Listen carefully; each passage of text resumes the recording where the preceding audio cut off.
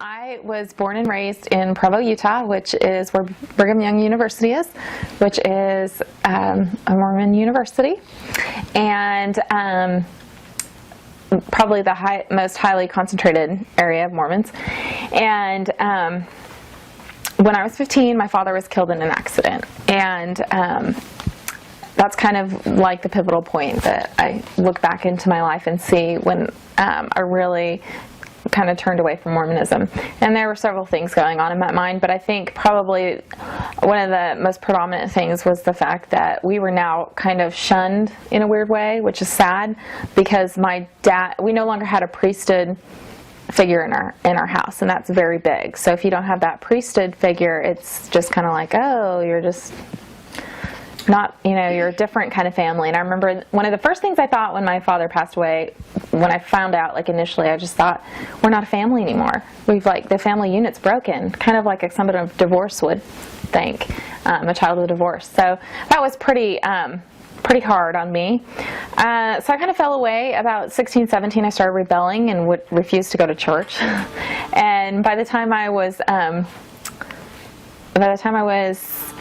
17, I got pregnant and got married and had Madison, and yes, such a joy, and was still kind of rebellious. And my husband was not Mormon. He had not grown up in any religion, although he had grown up in Utah. And when I was 21, we moved to Louisiana with the military, and he was stationed in Fort Polk, Louisiana. So we moved there, and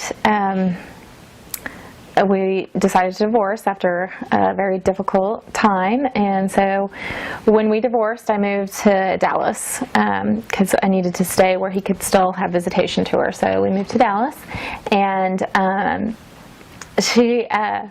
so Dallas was really where I think God started pursuing. I know He's always pursued me, but that's the time that I can really pinpoint. Growing up in Utah, I knew one Christian, that was it, in the entire time growing up, and she was Mennonite, so she was a little different. She wore the long dresses and didn't watch TV, so it was a peculiar thing to me. But I did kind of think it was interesting. I did ask her a lot of questions.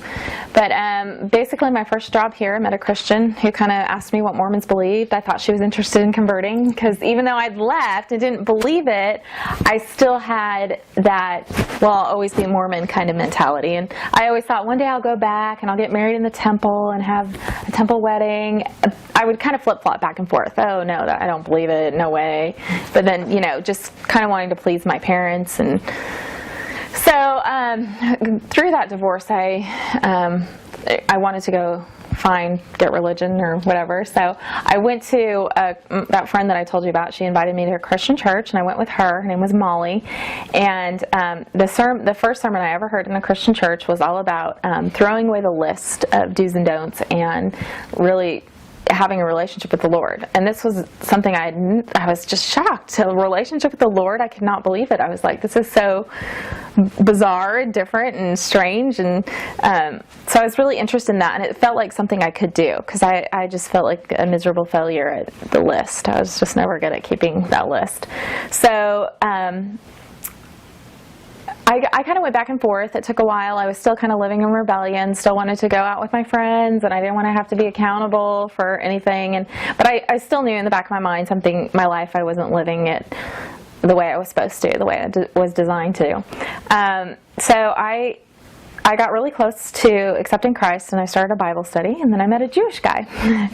And so I dropped out of the Bible study, and that was one of the issues that I dealt with, was that after losing my dad, I just really wanted some male in my life to complete me, and so that was one of the struggles that I faced. And so I gave up the Christian thing for a while, put it on the back burner, said I'll get to that later. Well, that relationship failed, and so that was a time where it was pretty devastating to me. So I really started looking at my life, and I joined it was called Celebrate Recovery, which I don't know if you guys are familiar with it, but it is a program which is working the 12 steps, and it's for various things that people struggle with: pride, anger, depression, eating disorders. I mean, they just had everybody in there. So that was a place where I really felt like I could share. And step 3, you have to accept Christ. So I had a friend, Becca, who I'd met through Watermark, and that's my church, and I went to her and I said, I don't know if I've accepted Christ, because I've always grown up hearing these terms, and I've learned about Christ. I know He died on a cross. I mean, this wasn't foreign stuff to me, but I wasn't sure that I had really, accepted Christ. And so we prayed there October 9th of 2003, and I accepted the Lord, and that was just a really neat time for me. It definitely took time. My life was still kind of chaotic, but God brought a community into my life, and just slowly I started giving up the old patterns and habits and really started relying on the Lord. And I went through a period where I didn't date for almost a year and a half, because I felt like God was calling me to that, and that was like something totally new for me, because I'd always had that and that was a struggle for me, was to just be alone and be content with God. And so He kind of moved me through that.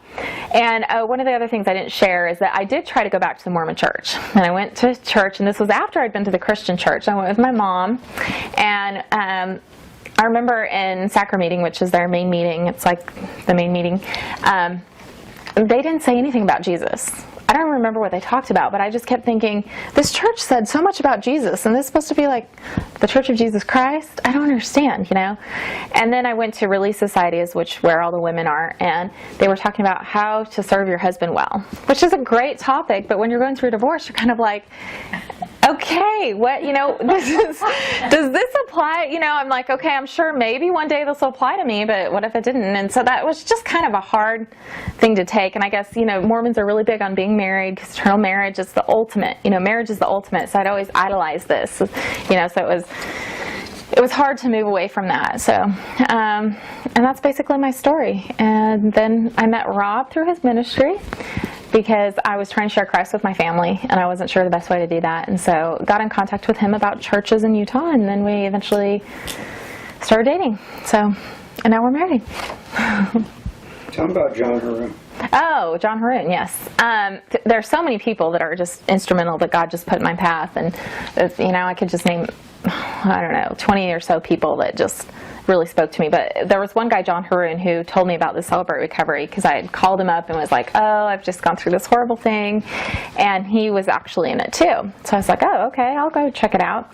But before this had all happened, right before I started dating the Jewish guy, he confronted me one time on the phone about Mormons aren't Christian, because he was pretty solid Christian, and I just was like, what do you mean? Of course we are. And he said, well, don't you guys believe that Jesus and Satan are brothers? And I said, well, yeah, everybody believes that. And he was like, no, we don't. And I was like, oh, okay, so this was something new. So it took him kind of pointing that out, because I don't know that had I had gone through this Celebrate Recovery, I would have just thought, I'm a Christian, and, so it was really, I kept thinking about that, are Mormons really Christian?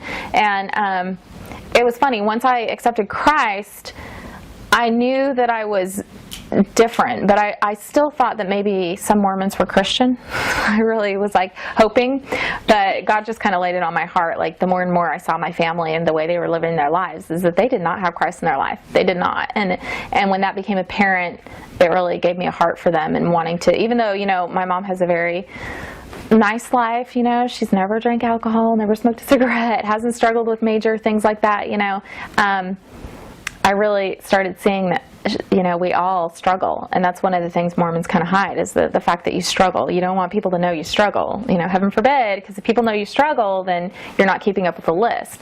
And so just, and my mom kind of denying that, it made me realize that, she doesn't have Christ, because if you have Christ, you're flawed, and that's okay, but God, wants you to do better. He wants to grow you from that point. But just accepting, I think one of the other problems with Mormons is accepting the fact that they're a sinner. And even when they did the sinner's prayer for me, when my friend prayed it with me, and she said, please forgive Tara of all of her many sins, and I was like, many? I have sins, but not many. I was just kind of like, excuse me. And I didn't really understand grace until like right before I was baptized, which was about a year later. I mean, I truly understood it, really understood that. I guess I understood grace, but I didn't understand the level of my sin and the grace that was needed to cover that. And so when I finally understood that, it was pretty overwhelming. I was like, wow. Because Mormons also believe that, Jesus died on the cross for your sins, but you still have to do the work. As my mom would say, he's the ladder. You have to still climb up the ladder to get to heaven or to get to, so.